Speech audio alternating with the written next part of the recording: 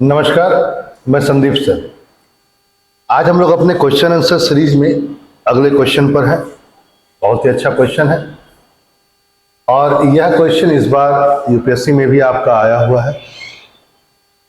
देखते हैं क्वेश्चन क्या है। क्वेश्चन है what are the main features of Vedic society and religion. मतलब कि क्वेश्चन बोल रहा है कि वैदिक सोसाइटी का रिलीजन और मतलब वैदिक पीरियड का, चाहे वो सोसाइटी और रिलीजन हो, इसका फीचर बताइए। And do you think some of the features are still in the Indian society. क्या वो कुछ फीचर्स ऐसे हैं जो आज भी भारतीय समाज में है, ये पूछा जा रहा है आपसे। वैदिक समाज एवं धर्म की प्रमुख विशेषताएं क्या है। क्या आपको लगता है कि भारतीय समाज में कुछ विशेषताएं अब भी उसकी विद्यमान है। देखिए, ये 250 वर्ड्स का है, लेकिन मैं यहाँ पर इस क्वेश्चन को पूरा ऐसे नहीं बताऊंगा कि कैसा उत्तर लिखा जाएगा। आप समझ में आपको आएगा, क्योंकि देखिए इसका प्रॉपर यदि उत्तर मैं कहूँ तो मैं सिंपल कह सकता हूँ कि आपको पहले इंट्रोडक्शन देना चाहिए, परिचय देना चाहिए। परिचय वैदिक पीरियड का, वैदिक पीरियड का हमें एक इंट्रोडक्शन देने की जरूरत है। हमें यह बताना होगा कि वैदिक पीरियड जो है वह दो पार्ट में डिवाइड है। एक को हम लोग है ना अर्ली वैदिक पीरियड कहते हैं, जिसे कई बार ऋग वैदिक पीरियड भी कहा जाता है, और सेकेंड वन है लेटर वैदिक पीरियड, उत्तर वैदिक काल।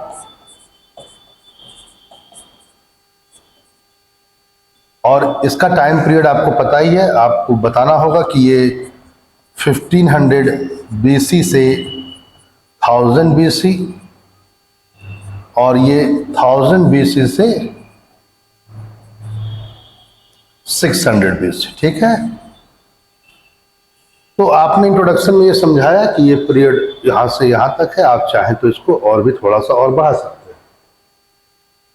सेकेंड पार्ट में यदि ये मान लो मैं फर्स्ट पार्ट है, सेकेंड पार्ट मेन बॉडी हो जाएगा आपका। ये सेकेंड पार्ट में आप फीचर्स यानी विशेषता बताएं सोसाइटी और रिलीजन का, पूरा वैदिक पीरियड का,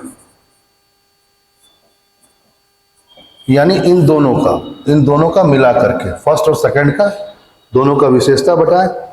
और थर्ड पार्ट में यह बताएं कि कौन कौन सी चीज कंटिन्यू है। तो यदि सही उत्तर देखा जाए तो उत्तर का फॉर्मेट यही होना चाहिए। पहले आप इंट्रोडक्शन दिया, सेकंड पार्ट में आपने दोनों society as well as, second part को आप दो पैराग्राफ में कर लीजिए। पहले पैराग्राफ में आप सोसाइटी का बताइए, समाज की क्या विशेषता थी, दूसरा में रिलीजन को बताइए, और फिर बताइए कौन कौन सी चीजें आज भी आपको कंटिन्यू लगती है। लेकिन हम लोग इसको आज एक दूसरे तरीके से भी देखने का कोशिश करेंगे। तरीका होगा बहुत ही साइंटिफिक, है ना। और क्या है जरा देखते हैं इसको। हम लोग कुछ इस ढंग से कर लेते हैं कि एक हो गया अर्ली वैदिक पीरियड, यानी कि ऋग्वैदिक काल। हम लोगों ने एक ऐसा फॉर्मेट बना लिया, और एक बनाया लेटर वैदिक पीरियड, उत्तर वैदिक काल।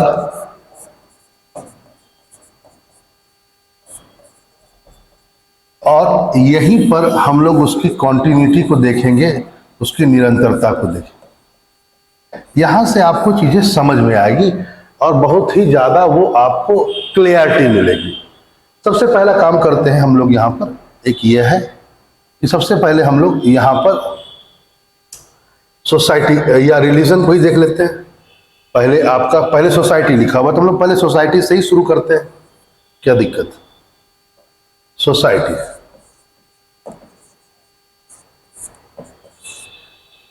ऋग्वैदिक सोसाइटी की क्या विशेषता है जरा देखा जाए। सबसे पहला है ये एक ट्राइबल या क्लैन सोसाइटी थी,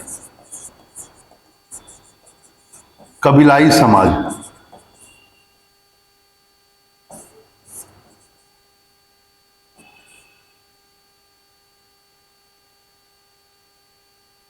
ये इसकी सबसे बड़ी विशेषता है। उत्तर वैदिक पीरियड में आइए, क्या ये कबीलाई समाज जो क्लेन सोसाइटी थी वो उस समय भी थी? नहीं, यहां पर ये खत्म हो गया। तो आपको ये लिखना पड़ेगा कि लेटर वैदिक पीरियड में ये जो कबीलाई समाज था, जो उनकी पूरी की पूरी संरचना थी, यानी कि सोसाइटी की जो ट्राइबल सोसाइटी था, वह जो ऋग्वैदिक पीरियड का था वह खत्म हो गया इस पीरियड में आकर के। ठीक है, ट्राइबल सोसाइटी में क्लीन सोसाइटी में बेसिकली जो पूरा का पूरा ग्रुप होता था वो ब्लड रिलेशन पर बेस्ड था, रक्त संबंध पर आधारित। यदि कोई आपसे पूछे कबीलाई समाज की विशेषता क्या होती है, क्लीन सोसाइटी की विशेषता क्या होती है, तो उस समाज में जितने भी लोग होंगे वो रक्त संबंध से बॉन्डेड होंगे और बेसिकली वह ब्लड रिलेशन में होंगे। ऐसा कुछ नहीं था इस पीरियड में, लेटर वैदिक पीरियड में ये खत्म हो गया। क्या इसके फीचर्स आपको आज मिलते हैं? तो आज की सोसाइटी जो मेनली, यदि मैं कहूं कि मेनली या जनरली सोसाइटी में ये नहीं है, लेकिन सम पार्ट में आपको ये मिलेगा जिसको आप ट्राइबल्स कह सकते हैं। तो सम पार्ट ऑफ इंडिया या सम ग्रुप ऑफ इंडिया में ये चीज आपको मिलेगा। जैसे कि आप अंडमान निकोबार चल जाए या तमिलनाडु में चल जाए या आंध्र प्रदेश में कई जनजातियां ऐसी हैं, कई ट्राइब्स ऐसे हैं जिनका अभी भी वही स्वरूप है। तो यहां पर आपको ऐसे क्वेश्चन को समझना होगा कि ठीक है, वैदिक पीरियड दो भाग में है, जो मैंने कहा ये कब से कब तक था? ये था 1500 बीसी से 1000 बीसी, आपको पता होगा। और ये कितना है? 1000 बीसी से 600 बीसी, और ये आज कंटिन्यू है, मतलब 2023 एडी। तो पहला आप देखते हैं कि जो सोसाइटी जो मेनली था वो ट्राइबल था, वो तो नहीं खत्म हो गया, लेकिन क्या आज है? आज नहीं है। मेनली सोसाइटी ट्राइबल या क्लेन सोसाइटी अब नहीं है, लेकिन कुछ जगह आज भी आपको मिलेंगे। तो कंटिन्यूटी है सोसाइटी में, ऐसा नहीं कि आप इसको नहीं कर सकते, लेकिन आप उसको मेजोरिटी नहीं कर सकते हैं। ठीक है, दूसरा पॉइंट है सोसाइटी में दूसरा पॉइंट था कि small and important unit of society was family, यानी सबसे छोटा और बहुत ही महत्वपूर्ण जो इकाई थी वो परिवार थी। इस पीरियड में भी यह रहा और आज भी यह निरंतर है। क्या आपको ये बात क्लियर हो रही है? आपको समझ में आ रहा होगा। ये जो सेकंड वाला है, ये आज भी परिवार जो है वो एक सबसे छोटी भी कही जाएगी और सबसे इंपॉर्टेंट भी कही जाएगी है। परिवार में ही आकर देखते हैं थर्ड पॉइंट में। अभी हम लोग जब परिवार ही शुरू किए हैं तो इसी में पहले देख लेते हैं। पहले यानी मैं ऋग्वैदिक पीरियड में बात कर रहा हूं या अर्ली वैदिक पीरियड। उस समय क्या था? जॉइंट फैमिली सिस्टम था। लेटर वैदिक पीरियड में क्या हुआ, यानी उत्तर वैदिक काल में ये कंटिन्यू रहा और आज टुडे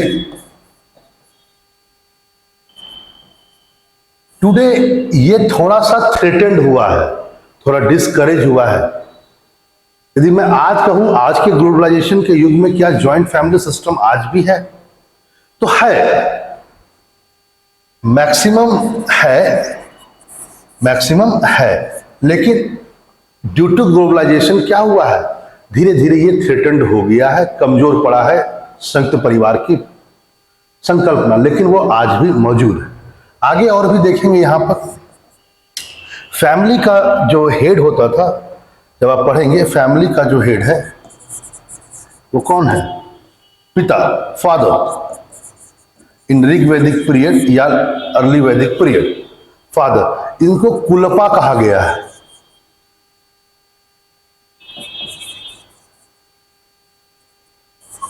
इनको कुलपा कहा गया है। ये इंस्टीट्यूशन जो है इस पीरियड में भी इंपॉर्टेंट ही रहा, यानी कि फैमिली। और इस पीरियड में भी क्या हुआ, पिता ही क्या रहा, मेन रहा, हेड रहा फैमिली का। और आज भी आपको ये फीचर देखने को मिलता है। ठीक है, सब कुछ सही है, लेकिन आज भी कहीं ना कहीं फादर ही हेड है फैमिली के। ठीक है, तो ये भी आपको देखने को मिलता है। Fourth point. फिफ्थ पॉइंट आ जाइए।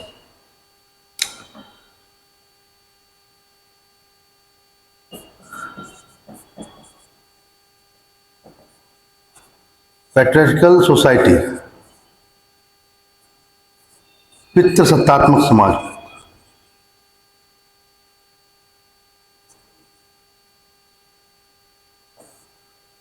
ठीक है,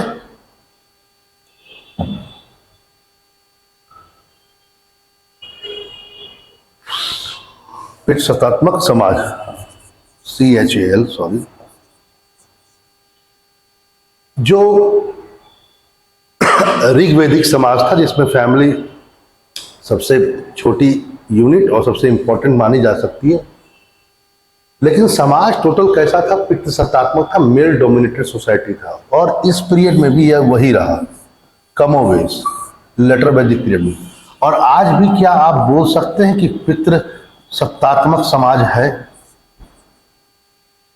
कहीं ना कहीं ये आज भी प्रिवेल कर रहा है। ठीक है, ये कमजोर हुआ है, ये वीक हुआ है, लेकिन यह आज भी एक विशेषता के रूप में यहां पर है। ठीक है, पितृसत्तात्मक समाज। अगले पॉइंट पर आते हैं, फिफ्थ पॉइंट, ऋग्वैदिक पीरियड, यानी कि early Vedic period. Education to womens also.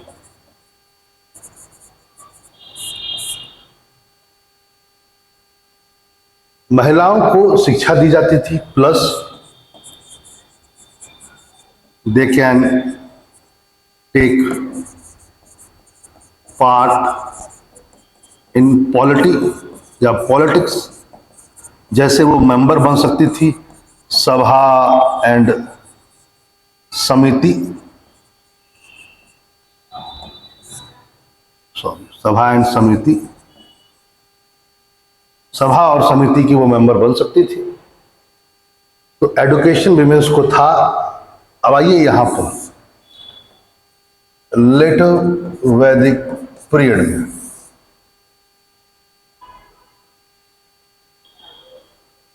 यहां पर आप देखेंगे कि जो एडुकेशन ऑफ वुमेन्स था वो इस पीरियड में भी रहा, लेकिन वो बहुत थोड़ा सा डिक्लाइन हो गया, डाउनफॉल आया, इसमें थोड़ा सा डिक्लाइन आया। और ये जो सेकेंड पॉइंट है, जो मैंने कहा कि वो पॉलिटिक्स में भाग ले सकती थी, सभा और समिति का मेंबर बन सकती थी, वो तो बिल्कुल अब समाप्त हो गया। लेकिन यदि आज कहेंगे टुडे, तो टुडे फीचर्स है, वैदिक पीरियड का एक फीचर्स था कि विमेंस को एजुकेशन दिया जाता था। ठीक है, लेटर वैदिक पीरियड में उसको ले लिया गया, दोनों मिला करके ही वैदिक कहा जाएगा।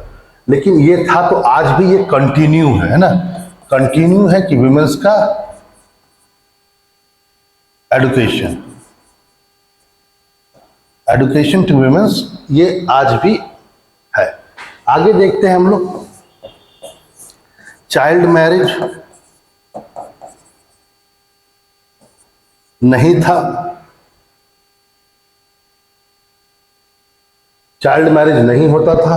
लेटर वैदिक पीरियड में भी चाइल्ड मैरिज नहीं होता था, और आज भी मैक्सिमम हम कह सकते हैं चाइल्ड मैरिज नहीं होता है।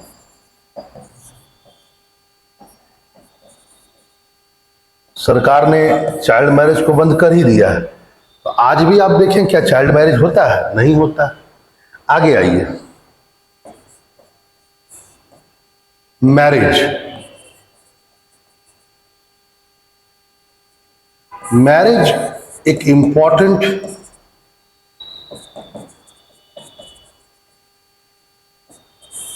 संस्कार था, और ये जो बॉन्ड था ये टूट नहीं सकता है, क्योंकि कॉन्सेप्ट ऑफ डाइवोर्स नहीं था।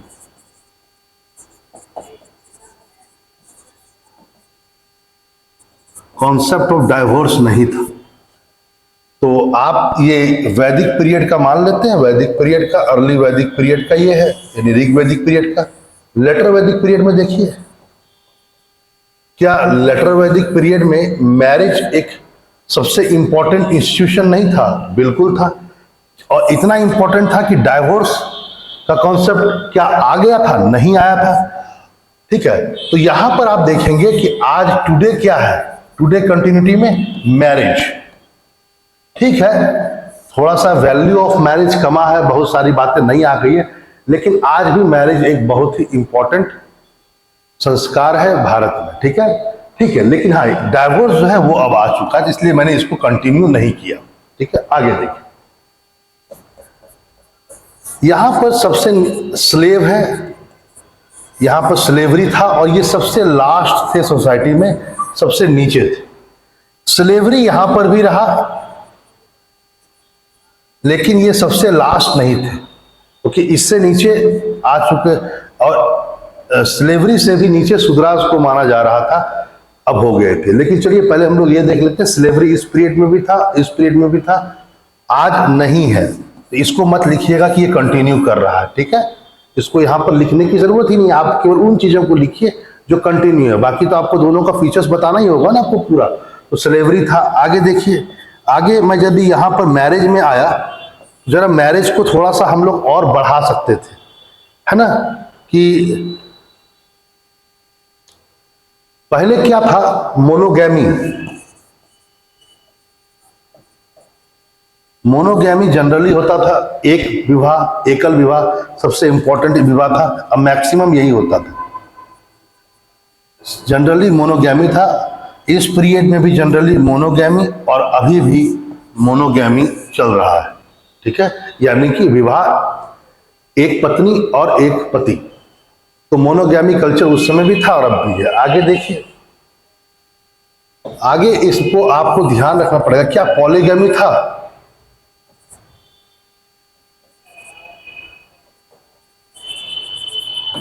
पॉलीगैमी, पॉलीगैमी मतलब बहुपत्नी। तो अर्ली वैदिक पीरियड में ये था, लेकिन बहुत लिटिल था, ये था, बहुत लिटिल था। लेटर वैदिक पीरियड में भी ये रहा, ये थोड़ा बढ़ा है लेटर वैदिक पीरियड में, और आज यदि कहा जाए तो नहीं है, लेकिन मुस्लिम्स में है, मुस्लिम सोसाइटी में आज है, वह बहुत ज्यादा पॉलीगैमी में विश्वास रखते हैं, बहुपत्नी, एक से ज्यादा पत्नी। तो मुस्लिम सोसाइटी में है, लेकिन जनरली भारत में नहीं है। तो हमने क्या क्या देखा, जरा अब आइए एक और बातें और भी देखते हैं। वह यह है कि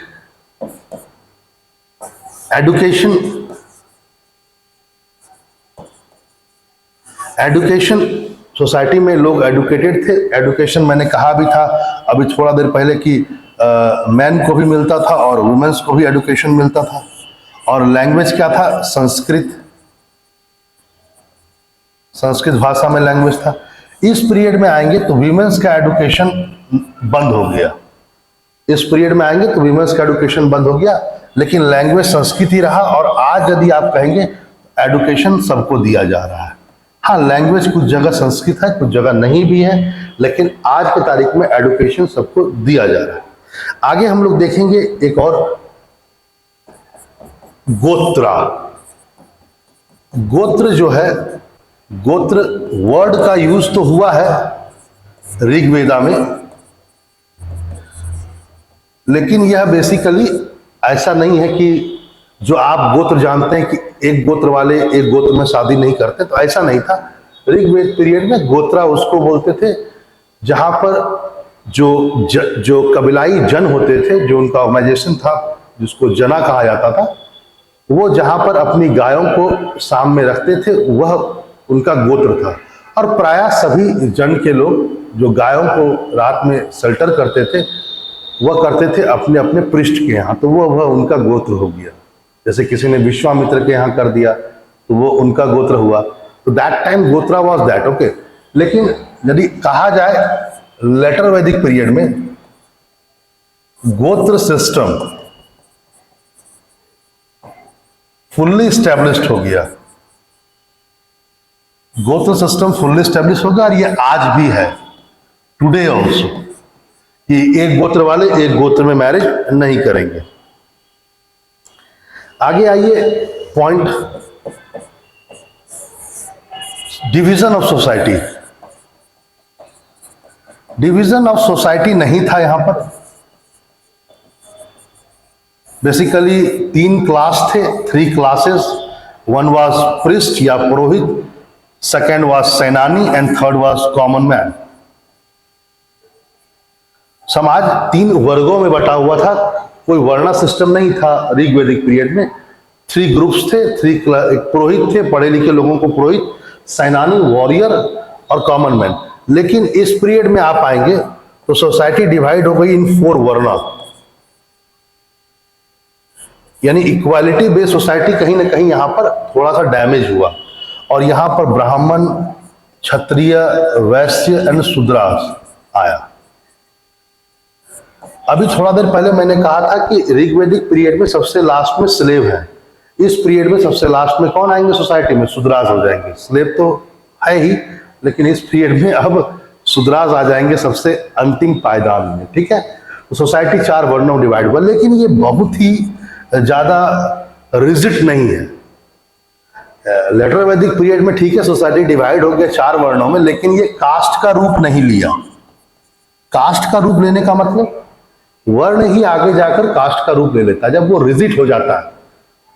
क्योंकि यदि एक कास्ट वाले एक वर्णा वाले अब एक ही वर्णा में हमेशा रहेंगे, मान लो एक ही वर्णा से मैरिज करेंगे, जिसमें वो बर्थ होगा वही उसका वर्ण हमेशा रह जाएगा, तब ये जाति हो गया, क्योंकि ये रिजिड हो गया। आज आप किसी की कास्ट को नहीं बदल सकते। कोई ये नहीं कह सकता कि मैं एक्स कास्ट हूं तो मैं वाई हो जाऊं, कोई ब्राह्मण बोल दे कि मैं राजपूत हो जाऊं, ऐसा नहीं है उस समय। लेकिन ऐसा था कि यदि आप अपना कर्मा बदल लोगे तो अपना वर्ण बदल सकते हो।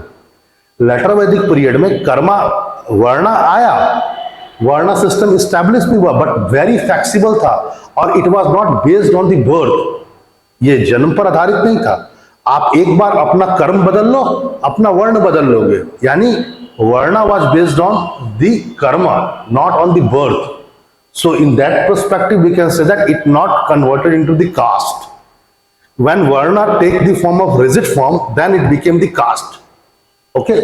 जब वर्ण बहुत कठोर हो गए, अब कोई उससे बाहर जा नहीं सकता था, जो बाद में हुआ तब वो जाति का रूप लिया। तो इन दैट पर्सपेक्टिव कास्ट तो आज भी है, बट वर्णा इज नॉट। वर्णा तो नहीं है लेकिन कास्ट है। वर्णा बहुत अच्छी चीज थी।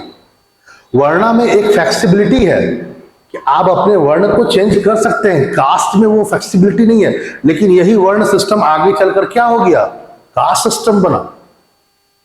ठीक है, तो आप समझ रहे हैं इस बातों को। चलिए अब आगे चलते हैं और भी देखते हैं कुछ और थोड़ा बहुत पॉइंट जो बच गया, जरा उसको भी देख लिया जाए।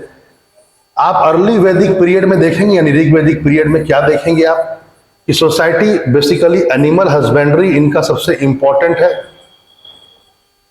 ये लोग अधिकतर एनिमल कीपर्स हैं। ठीक है, सबसे इंपॉर्टेंट काव और हॉर्स है। ठीक है, एग्रीकल्चर सेकेंडरी है।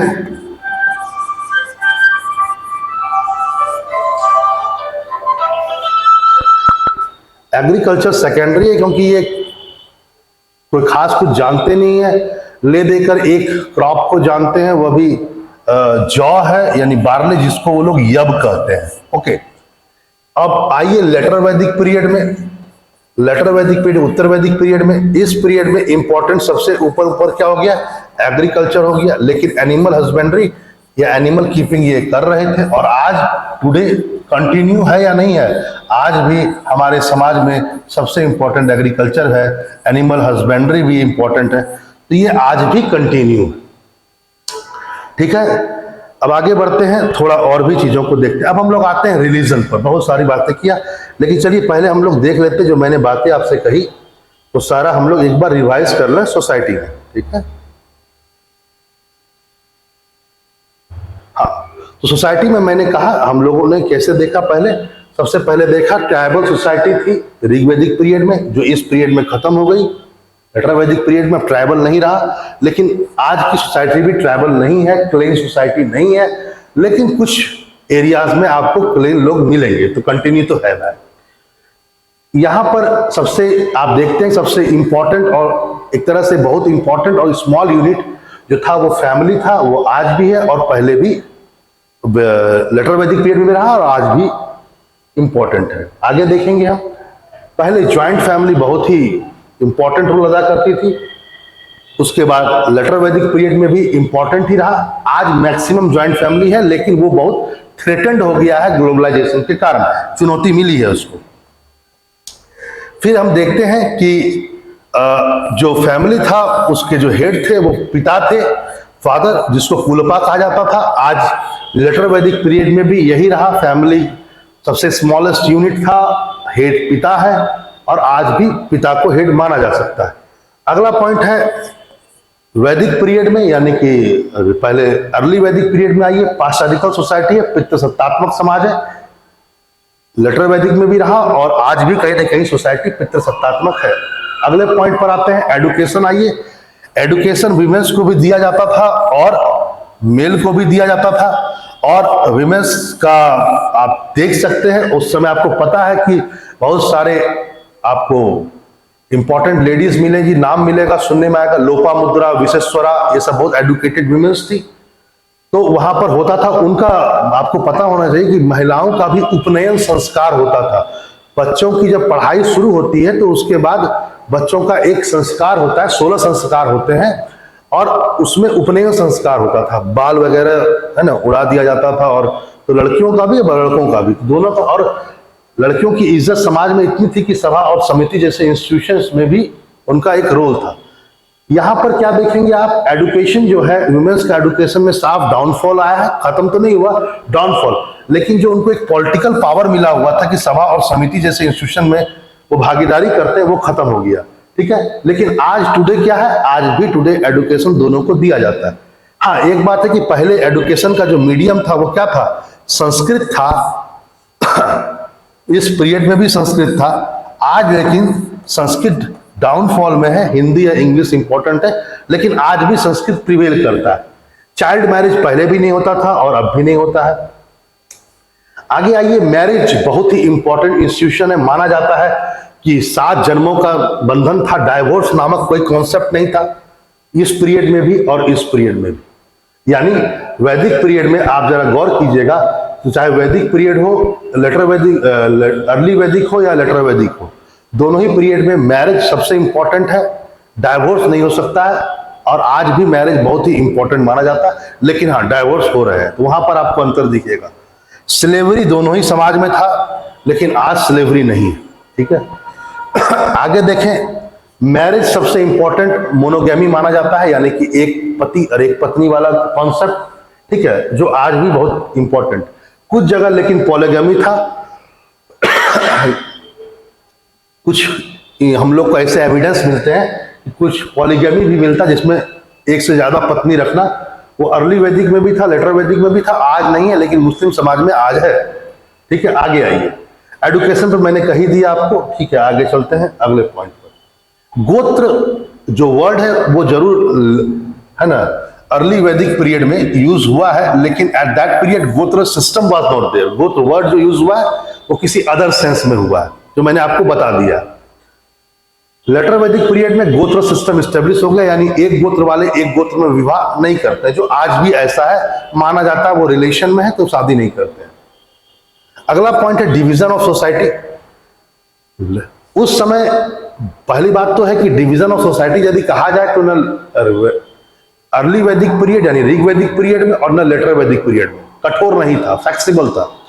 तो सोसाइटी 3 भागों में डिवाइड थी या 3 क्लास में डिवाइड थी, प्रिस्ट, सेनानी एंड कॉमन मैन। लेकिन इस पीरियड में क्या हुआ, यहां पर डिवीजन 4 वर्णों में हो गया। लेटर वैदिक पीरियड में क्या हुआ, सोसाइटी जो पहले क्लास में डिवाइड थी वो लेटर वैदिक पीरियड में आकर अब वर्ण में डिवाइड हो गई। लेकिन यहां पर यह ध्यान रखना होगा, वो यह है कि मैंने जो कहा वर्ण का मतलब वो हुआ ब्राह्मण, क्षत्रिय, वैश्य, शूद्र। अब यहां पर यह ध्यान देना होगा कि स्लेवरी यहां पर भी था और यहां पर भी था, लेकिन ऋग वैदिक पीरियड में स्लेव सबसे नीचे आते थे समाज में, और इस पीरियड में सबसे नीचे अब स्लेव नहीं रहे बल्कि अब हो गए शूद्र। अच्छा, एक बात ध्यान रखेंगे, ऋग्वेद हो या लेटर वैदिक हो, स्लेव लड़कियां भी हो सकती थी। ठीक है, आगे अब आगे आइए। लेकिन हाँ, ये जो वर्णा सिस्टम हुआ था वह कहा जाए तो कास्ट का रूप नहीं लिया था। मैंने कहा कठोर नहीं था, बर्थ कॉन्सेप्ट नहीं था, आप अपना कर्म बदल लो, अपना वर्ण बदल लोगे। लेकिन आज के तारीख में वर्ण सिस्टम नहीं है, लेकिन जो वर्णा सिस्टम आगे जाकर के रिजिट हो गया और उसने कास्ट का रूप ले लिया, तो कास्टिज्म तो आज है। चलिए आगे बढ़ते हैं। आगे आइए, ऋग्वैदिक पीरियड का जो समाज है वह बेसिकली एनिमल कीपर्स थे और एग्रीकल्चर करते थे, लेकिन ले दे करके एक अनाज उनको पता थी, वह था बार्ले, जिसे वो यव करते थे। लेटर वैदिक पीरियड में एक चीज अच्छा हुआ, एग्रीकल्चर प्रोमोनेंट हो गया, मैन हो गया, और उसके बाद सेकंड नंबर उन्होंने एनिमल हस्बेंड्री भी किया। और आज भी एग्रीकल्चर इंपॉर्टेंट है और एनिमल हस्बेंड्री भी लोग करते हैं। अब आते हैं रिलीजन पर, क्योंकि हम लोगों ने सोसाइटी देखा, अब हम लोग रिलीजन पर आते हैं।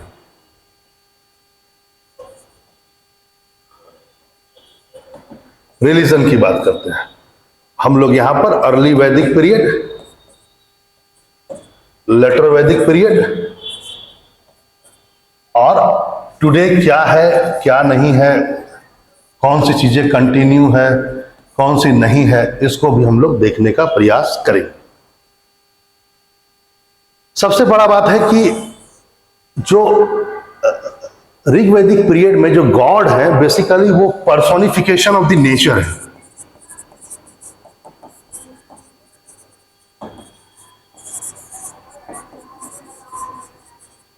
यानी प्रकृति को ही मानव का रूप दे दिया गया और उसकी पूजा की गई। तो ऋग्वैदिक पीरियड में आप देखेंगे एक बहुत अच्छा कॉन्सेप्ट यह है, पर्सोनिफिकेशन ऑफ द नेचर। मतलब कि हमने प्रकृति को ही भगवान का रूप दे दिया। जिस चीज को नहीं समझ पाए, पानी को नहीं समझ पाए, अग्नि को नहीं समझ पाए, या अग्नि कभी जला देती थी, हम कंट्रोल नहीं कर पाते थे। तो कहने का मतलब है कि पर्सोनिफिकेशन हुआ यहाँ पर। यह चीज आज भी ये कंटिन्यू रहा और आज भी हम लोग प्रकृति को पूजा करते हैं। प्रकृति को भगवान का रूप हम लोगों ने आज भी दिया हुआ, चाहे वह नाग देवता हो या बट वृक्ष की पूजा हो, पीपल ट्री हो, बहुत सारी चीजें। तो ऐसा नहीं है, आज भी कंटिन्यू है, ऐसा नहीं। आगे देखिए दूसरा पॉइंट, यहां पर भी था और आगे भी है। ठीक है, आगे है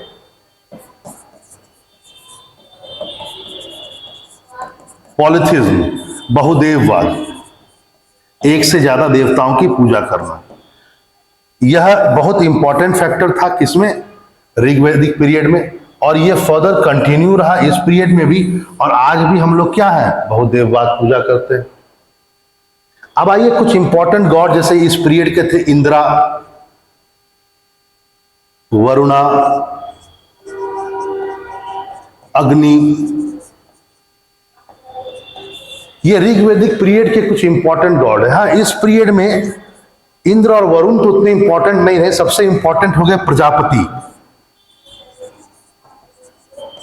प्रजापति इंपॉर्टेंट हो गए यानी ब्रह्मा, लेकिन अग्नि का इंपॉर्टेंस आज भी बना रहा। अग्नि का इंपॉर्टेंट आज भी बना, मतलब कि लेटर वैदिक पीरियड में भी अग्नि एक इंपॉर्टेंट गॉड रहा, और ये आज भी कंटिन्यू है कहीं ना कहीं। बहुत सारे आर्यंस गॉड जो है वो आज भी हमारे सोसाइटी में, चाहे वो ब्रह्मा की पूजा हो, अग्नि तो है ही, इंद्र की भी पूजा होती है और अदर फॉर्म्स की भी होती है, ऐसा नहीं है। लेकिन हाँ, यहां पर तीसरा पॉइंट इसी में हम लोग ऐड भी कर सकते हैं, तीसरा कि अर्ली वैदिक पीरियड की विशेषता है कि बेसिकली मैन गॉड का ही पूजा होता है। ठीक है, मैन गॉड या मेल गॉड का। और लेटर वैदिक पीरियड में भी यही कंटिन्यू रहा कि मैनली जो था मैन गॉड का ही पूजा रहा। लेकिन टुडे ऐसा नहीं है। टुडे हम लोग मेल गॉड तो है ही, लेकिन प्लस फीमेल गॉड का भी हम लोग पूजा करते हैं। तो इस हिसाब से थोड़ा परिवर्तन आपको देखने को मिलेगा, मेल भी या फीमेल। यहां पर अब आते हैं अगला पॉइंट है वो यह है कि ऋग्वैदिक पीरियड में काव बहुत होली माना गया, इसकी पूजा होती है। इस पीरियड में भी काव होली, और आज भी हम लोग काव को कहीं ना कहीं होली नजर से देखते हैं, और बहुत ही एक तरह से पवित्र और पूजा भी की जाती है कई जगह। आप गोवर्धन पूजा को आप जानते हैं, बेसिकली आप जान रहे हैं। चलिए अगला पॉइंट आइए, प्रिस्ट। प्रिस्ट एक क्लास है इस पीरियड में, और इसका यूज है, लिटिल यूज है लेकिन है इस पीरियड में, लेकिन है इस पीरियड में इसका रोल बढ़ गया प्रिस्ट का, क्योंकि धर्म बहुत ज्यादा रिचुअलिस्टिक हो गया। और आज भी प्रिस्टिज्म है, आज भी पुरोहितवाद है, लेकिन साथ ही साथ आज भक्ति भी है। देखिए, भक्ति और पुरोहितवाद में अंतर है। पुरोहितवाद का मतलब, प्रिस्टिज्म का मतलब होता है कि जहां पर मीडिएटर का जरूरत हो, और भक्ति का मतलब होता है ईश्वर और व्यक्ति के बीच में संबंध डायरेक्ट एस्टेब्लिश किए जा सकते हैं। हाथ जोड़ करके सामने अगरबत्ती दिखा करके भगवान के सामने बैठ जाइए, इसको भक्ति कहा जाता है। तो ये भी है, इसको भी जरा देखा जाए। आगे बढ़ते हैं, थोड़ा और भी देखते हैं, वही है अगला पॉइंट। इस पीरियड में धर्म जो है वो ज्यादातर भौतिकवादी है, मैटेरियलिस्टिक, जैसे पुत्र की कामना के लिए पूजा करना,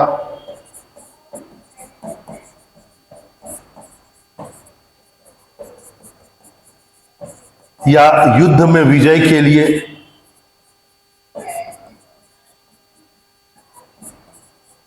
बैटलफील्ड में जीतने के लिए आप पूजा कर रहे हैं, खासकर इंद्र की, पुत्र की कामना के। तो रिलीजन जो है बेसिकली वो क्या है, बहुत ज्यादा भौतिकवादी है, मेटलिस्टिक है। लेकिन इस पीरियड में आइए, यानी कि लेटर वैदिक पीरियड में, यहां पर भी मेटलिस्टिक है, पुत्र की कामना की जा रही है, जबरदस्त की जा रही है, ठीक है। लेकिन यहां पर एक और भी चीज हुआ, स्पिरिचुअलिज्म भी ऐड हुआ, अध्यात्म भी ऐड हुआ, आध्यात्मिकता भी ऐड हुआ। खासकर उपनिषद जब आए तो उन्होंने आत्मा की बात की, मोक्ष की बात की, आत्मा की बात की, मोक्ष की बात की। तो अब धर्म केवल और केवल मेटेरियलिस्टिक नहीं रहा, आध्यात्मिकता की ओर भी बढ़ रहा था, फिलोसफिकल भी धीरे धीरे होता जा रहा था। और आज के तारीख में टुडे ये दोनों रूप आपको मिलेंगे। हम लोग का मेटेरियलिस्टिक भी मिलेगा, स्पिरिचुअल भी मिलेगा। कुछ लोग कामना के लिए भी पूजा करते हैं, कुछ भगवान को प्राप्त करने के लिए, या ऐसे ही आराधना करते हैं मोक्ष की प्राप्ति के लिए और थोड़ा इनलाइटमेंट। तो आज के तारीख में आपको दोनों मिलेगा, स्पिरिचुअलिज्म भी मिलेगा और मेटेरियलिस्टिक सोच भी आपको मिलेगा, ठीक है। आगे आइए, अगला पॉइंट, अर्ली वैदिक पीरियड। इस पिछले पीरियड में रिचुअल्स जो थे बहुत लाइट है, लाइट रिचुअल्स थे। इस पीरियड में आइए, यानी कर्मकांड है, लेकिन बहुत ज्यादा कठोर नहीं है, कठोर कर्मकांड नहीं है। इस पीरियड में आइए, जो कर्मकांड है यानी जो रिचुअल्स थे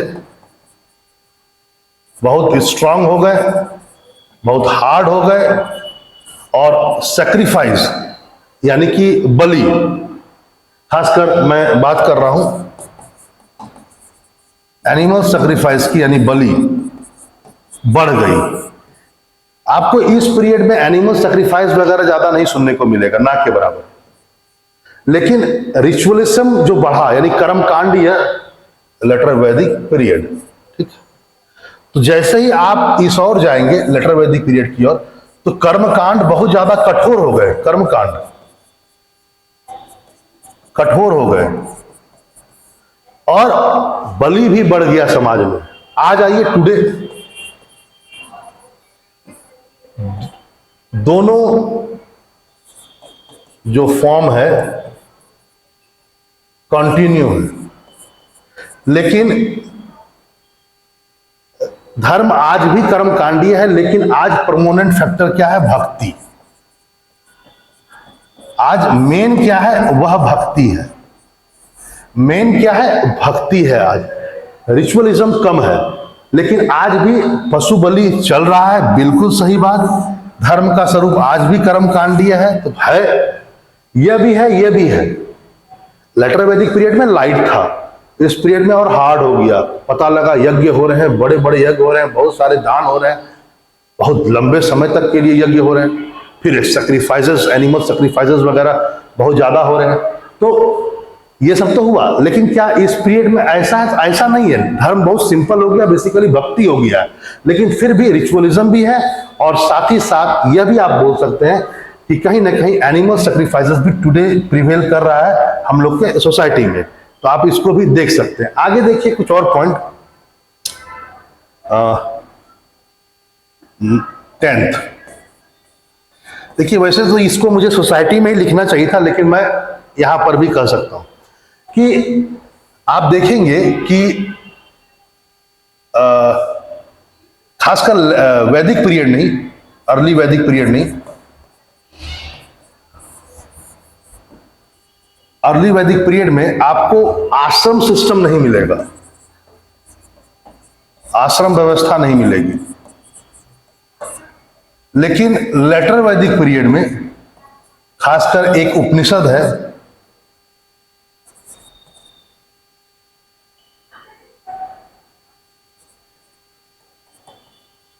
छंदोग्य उपनिषद।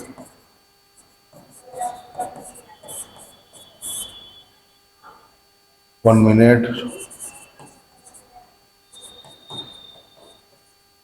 छंदोग्य उपनिषद, इसमें पहली बार आश्रम सिस्टम आया।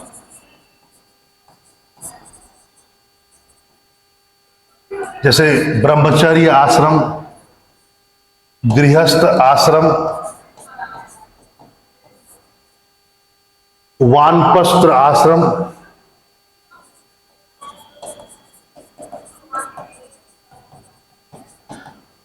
शुरुआत में व्यक्ति को ब्रह्मचर्य का पालन करना चाहिए, फिर गृह यानी कि घर को देखना चाहिए, फिर आगे चल करके सबको मुक्त करके क्या करना चाहिए, वन की ओर चल जाना चाहिए। और ये पहले शुरुआत में जो आश्रम सिस्टम आया था लेटर वैदिक पीरियड में, ये छंदोग्य उपनिषद में आया था, और इसमें संख्या 3 थी। लेकिन बाद में एक और ऐड हुआ, और यह हुआ जवालो उपनिषद में। जवालो जो उपनिषद है उसमें एक और ऐड हुआ, संन्यास, संन्यास आश्रम, कि सब कुछ छोड़ दो और एट लास्ट सन्यासी बन जाओ। कहीं ना कहीं आज भी, टुडे भी इसको फॉलो किया जाता है। किसको? ब्रह्मचर्य, गृहस्थ, वानप्रस्थ और सन्यास। खासकर आप हमेशा देखें, गौर करेंगे कि ब्रह्मचर्य,